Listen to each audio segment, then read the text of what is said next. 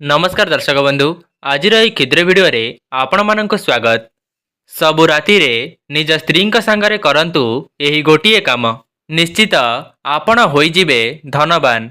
आपणको 100 गुणा सफलता मिलिबारे केही भी रोकी पारिबे नहीं। एहा सहित आमे जानिबा सेही 5टी जिनिस जहाकी राति रे करिबा कथा नुहे, जहा द्वारा माँ लक्ष्मी क्रोधित होई घरु चली जाइथांती। दर्शक बंधु, आमर दिनर आरंभ सूर्य उदय एवं संध्यार आरंभ सूर्यर अस्त परे होइथाए। आमे एहाकु दिन राति बोली मानि थाउ, सेथिपाई शास्त्र रे एहाकु महत्वपूर्ण बोली माना जाइथाए। शास्त्र रे कुहा जाइछि सूर्यर अस्त परे कौनसी भी कार्य को शुभ माना जाई नथाए।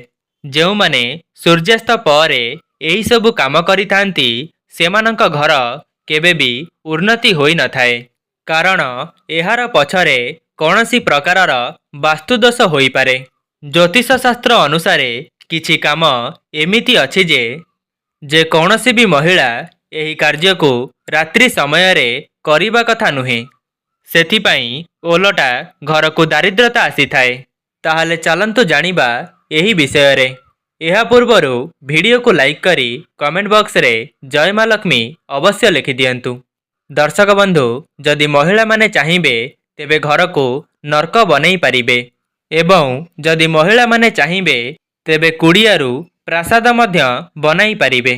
कौन आपण माने जानिछंती केउ 5टी काम महिला माने करिबा उचित नुहे, जहा द्वारा घर को दुख एवं दरिद्रता माड़ी आसी थाए।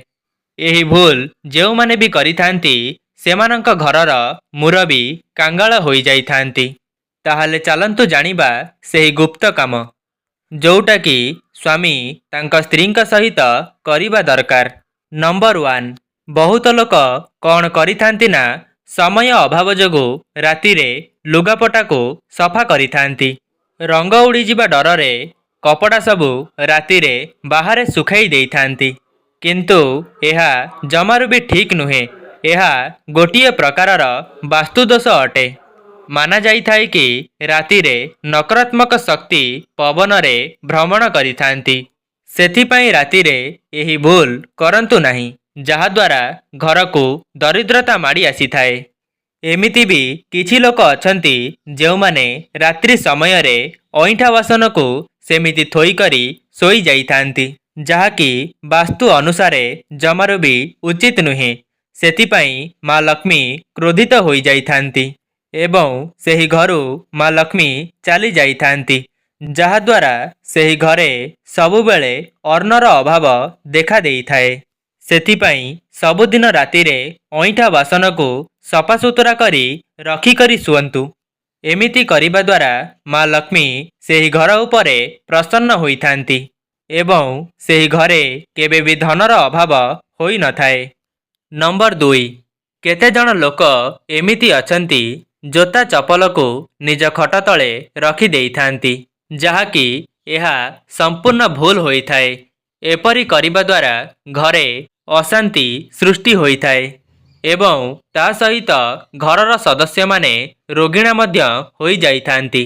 बहुत लोक एमिति भी अछंती जेउ मानंकु अंधार रे सोईबा पसंद होई थाए, किंतु वास्तुशास्त्र अनुसारे एकदम अंधार थिबा घरे सोईबा उचित नुहे।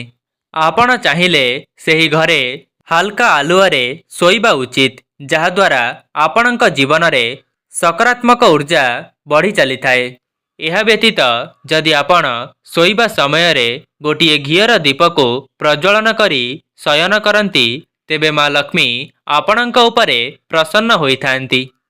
केतेक लोक एमिति भी अछंती बाहरु आसी हाथ गोड़ न धोई निज खट उपरे सोई जाइथांती, किंतु सेमाने जानती नहीं जे सेमानंक देहरे नकारात्मक शक्ति प्रवेश करिथाए, सेथिपाई राति रे एही भूल करंतु नहीं। नंबर 3, केतेक लोकंकु राति रे डेरी रे सोईबा अभ्यास थाए। शास्त्र अनुसारे एहा ठीक नुहे।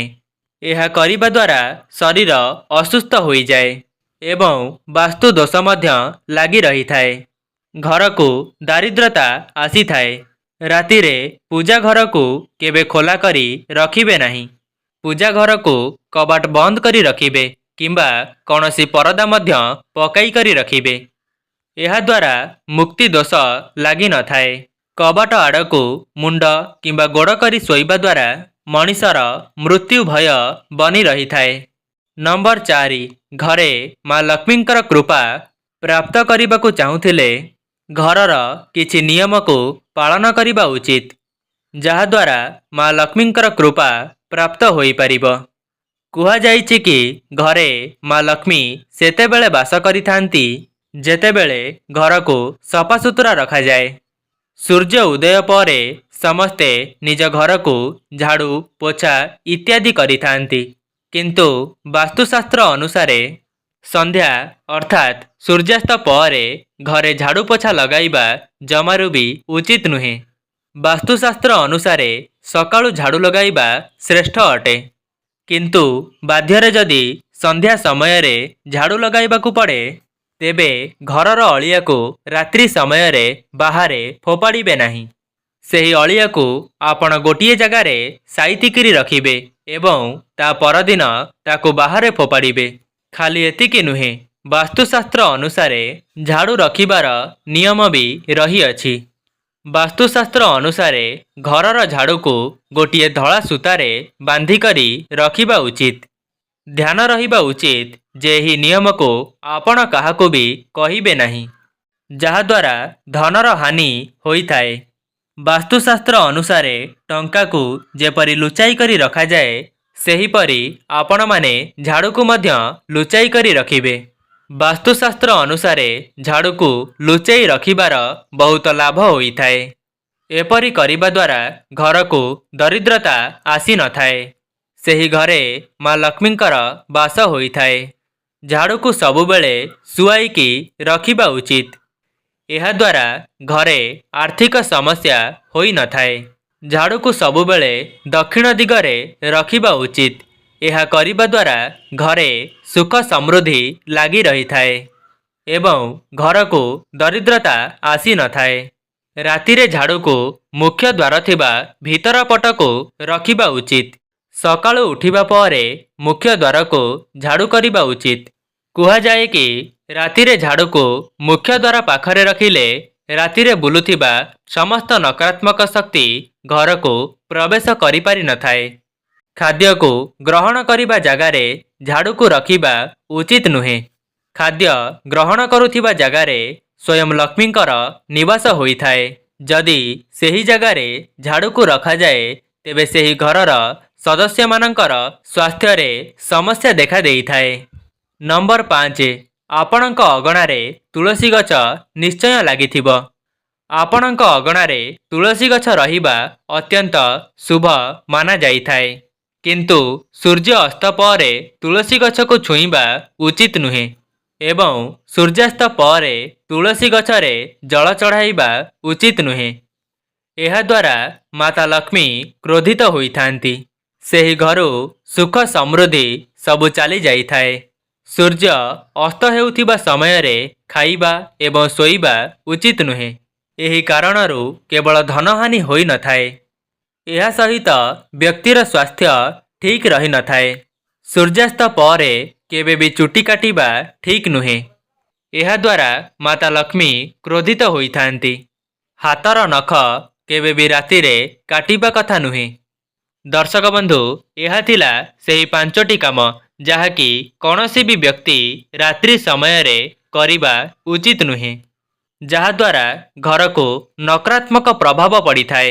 କିନ୍ତୁ ଦର୍ଶକ ବନ୍ଧୁ, ଏମିତି କିଛି କାର୍ଯ୍ୟ ଅଛି ଯାହା ସ୍ୱାମୀ ତାଙ୍କ ସ୍ତ୍ରୀଙ୍କ ସହିତ କରିବା ଉଚିତ, ଯାହାଦ୍ୱାରା ସ୍ୱାମୀଙ୍କର ସଫଳତାକୁ କେହି ବି ଅଟକାଇ ପାରିବେ ନାହିଁ।